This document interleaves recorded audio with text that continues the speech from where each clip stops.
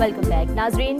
Bulletin के आगाज़ में सबसे पहले वफाकी दारुल हुकूमत इस्लामाबाद से अहम खबरें शामिल करते हैं। समा रिपोर्टर्स कॉर्नर में जहां नुमाइंदा खुसूसी सुमेरा खान दीगर रिपोर्टर्स के साथ मौजूद है। Sumera, over to you.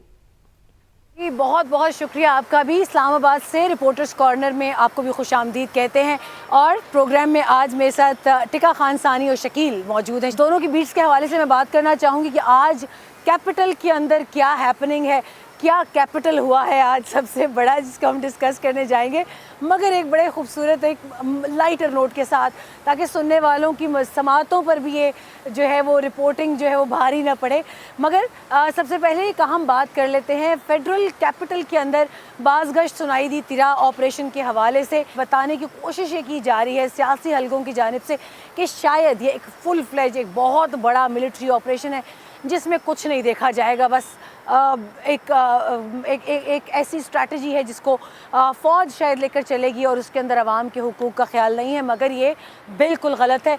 ये एक ऐसी मिस इन्फॉर्मेशन है जिसको मैं डिस इन्फॉर्मेशन भी कहना चाहूँगी, और फैक्ट्स को मलाइन करने की भी एक कोशिश कहा जाए तो बेहतर होगा, क्योंकि फितना और ख्वारिज की जानिब से जो कोशिश की जा रही है कि अवाम और आर्म फोर्सेस के दरमियान एक रिफ्ट पैदा की जाए। सियासी नाक़दीन का भी ये कहना है, और अब तो खैर फेडरल हुकूमत ने मान लिया। ख्वाजा आसिफ दिफाई उमूर के जो वज़ीर हैं पाकिस्तान के, उन्होंने भी ये कल कहा कि ये तमाम तर कोशिश, ये तमाम तर प्रोपेगेंडा इसलिए किया जा रहा है कि 8 फरवरी की तारीख़ करीब है, 8 फरवरी 2024 को इलेक्शंस हुए थे, ताकि उस दिन तिरा के जो वहाँ पे लोकल्स हैं या वहाँ के रहने वाले मकीन हैं उनको अपने इस सियासी एजेंडा का हिस्सा बनाया जाए। मेरी एक राय है वो ये है कि जहाँ पर भी मिलिट्री ऑपरेशंस होते हैं, हार्ड कोर मिलिटेंट टारगेट्स के अगेंस्ट, वहाँ पे मौसमी नकल मकानी भी होती है, क्योंकि यहाँ पर शदीद बर्फ़बारी और मौसम का तग़य्युर देखने में आता है।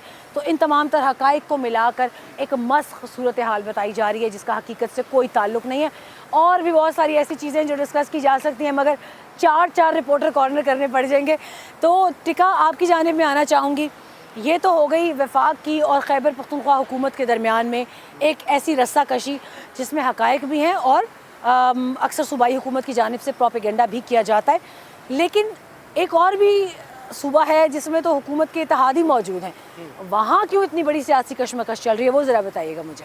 आप MKM और पीपल्स पार्टी की बात करना चाह रहे हैं? चल क्या रहा है, कोई मफादात का टकराव तो नहीं आ गया वापस? सुमेरा खान, इतना बड़ा डिज़ास्टर था सानिया जो गोल प्लाजा है, होना तो ये चाहिए था कि पाकिस्तान पीपल्स पार्टी जो वहाँ हुकूमत में है और जो मरकज़ में हुकूमत की इत्तेहादी है MKM, दोनों वफाक की इत्तेहादी हैं, ये इस मौके से फ़ायदा उठा के लोगों की खिदमत करते, रेस्क्यू में बढ़ चढ़ के मदद करते लोगों की, चूँकि यहाँ पे 100 के करीब 80 से ज़ायद अमवात और बाकी जो बच गए हैं, बाकी अमलाक है, नुकसान है अरबों रुपए का, लोगों का मदद करनी चाहिए थी। लेकिन MKM ने इस मौके से फ़ायदा उठाते हुए, इसको गनीमत जानते हुए चढ़ाई कर दी पाकिस्तान पीपल्स पार्टी के ऊपर, और वो लड़ाई अब मरकज़ में पहुँच गई। अब एक दूसरे को इस्तीफ़े की मुतालबात किए जा रहे हैं। मामला जुडिशल कमीशन के ऊपर ख़त्म होगा। जब तक जुडिशल कमीशन नहीं बनेगा तब तक तो MKM पीछे नहीं हट रही है। वो कह रही है हम एहतजाज करने को आ रहे हैं। इस दौरान उन्हें सिक्योरिटी वापस ली गई, उस दौरान फिर मामला वाज़े हो गए। IG ने कहा कि चूँकि उनको जो असेसमेंट थ्रेट असेसमेंट कमेटी है उसकी रिकमेंडेशन, कल ही हमारी बात हुई थी, सारे मामले में मुझे लगता है रगड़ा गवर्नर को लग जाएगा। इस वक्त तो ये मुतालबात किए जा रहे हैं, चूँकि बड़ा मुतालबा MKM का ये है कि जो वफाक ने उनके साथ प्रॉमिस किया था इलेक्शन के वक्त, वो है बल्दियाती इंतखाबात में बाइख्तियार बनाना 18वीं तरमीम के हवाले से। अब वो 28वीं तरमीम में उसको शामिल किया जाएगा। शकील साहब, आप, ये तो खैर सूबों की और वफाक की आपस में मामलात हैं, कशमकश है, आपकी जानिब भी मुआशी जो इत्तेहाद है वो कुछ डोलता नज़र आ रहा है, ये क्या वजह है? वहाँ कौन सी कशमकश चल रही है? मुआशी मैदान में ज़्यादा संजीदा किस्म की लड़ाई है, क्योंकि आप एग्जाम्पल वही है कि शेर आया, क्योंकि बहुत सारे लोग रिलीफ के मुंतज़िर हैं। शेर है पहले बता दें। ये पॉलिसी रेट कम होना था जो नहीं हुआ। ये मिलन का इंतखाबी निशान भी शेर है, ऐसा ना बात उधर चली जाए। नहीं, ये वो नहीं है, लेकिन बहुत सारे लोगों ने एक्सपेक्टेशंस रखी हुई थी कि पॉलिसी रेट कम होगा। शरह सूद पर बहुत लोगों की नजरें थी, क्या ये तकलीफ में कोई कमी आएगी? देखिए, अभी तो मौका था गवर्नमेंट के पास, तो खैर नहीं, लेकिन ये स्टेट बैंक की जो मॉनेटरी पॉलिसी कमेटी है, बेसिकली उसका इख्तियार होता है, तो उन्होंने बड़ी ओवर काशियस अप्रोच रखी है। IMF प्रोग्राम में रहते हुए IMF का ये कहना है कि मोहतात रहें, अभी आप इन्फ्लेशन बढ़ सकती है, जैसे गवर्नर स्टेट बैंक ने कहा कि 7% से ऊपर जा सकती है जून तक। तो इसलिए इस दफ़ा उन्होंने रिलीफ नहीं दिया। लोग एक्सपेक्ट कर रहे थे 10.5 से 7% आएगी, एटलीस्ट 1% हो जाएगी कम। रिव्यू आने वाला है बजट से फौरन पहले, वो तो बहुत क्रिटिकल है, उसमें फिर क्या होगा? सुमेरा, ये बहुत इंपॉर्टेंट क्वेश्चन है, इसलिए कि मार्च का महीना बहुत इंपॉर्टेंट है। उसके अंदर नेक्स्ट मॉनेटरी पॉलिसी कमेटी का इजलास होगा 9 मार्च को। उसमें उम्मीद ये है कि पॉलिसी रेट नीचे आएगा, शरह सूद। दूसरा, IMF का मिशन पाकिस्तान आ रहा है 3rd इकनॉमिक रिव्यू के लिए। आपको पता है कि 37 माह का प्रोग्राम है, 6 रिव्यू होने हैं। अभी तक हमने 2 रिव्यू मुकम्मल किए हैं और $3 बिलियन पाकिस्तान को मिलने हैं। अब $1 बिलियन मजीद मिलने हैं अगले रिव्यू के बाद, और उस रिव्यू के अंदर हुकूमत ये पिच करने जा रही है IMF को, उनसे रीनेगोशिएट करने जा रही है कि हम रिलीफ देना चाहते हैं सैलरीड क्लास को, कारोबारी तबके को, बिज़नेस कम्युनिटी को। बहुत ज़्यादा प्रेशर है उनकी तरफ से, और तो उसके अंदर उनको आइडियाज़ दिए जाएंगे, रिकमेंडेशन दी जाएंगी। तो IMF की मंजूरी से मशरूत है, लेकिन मार्च के महीने में हमें बहुत सारी अहम डेवलपमेंट्स होती नज़र आ रही हैं। रिलीफ मिल सकता है कारोबारी तबके को, सैलरीड क्लास को, लेकिन हो सकता है इसकी अनाउंसमेंट जाके बजट में करें, लेकिन 2-3 माह बहुत अहम होंगे। टिका, आपकी जानिब आना चाहूँगी, ये फारूक सत्तार साहब का भी ये कुछ चल रहा है मसला, उस पर मुझे शेर भी याद आता है हमेशा, है कि मेरी सादगी देख मैं क्या चाहता हूँ।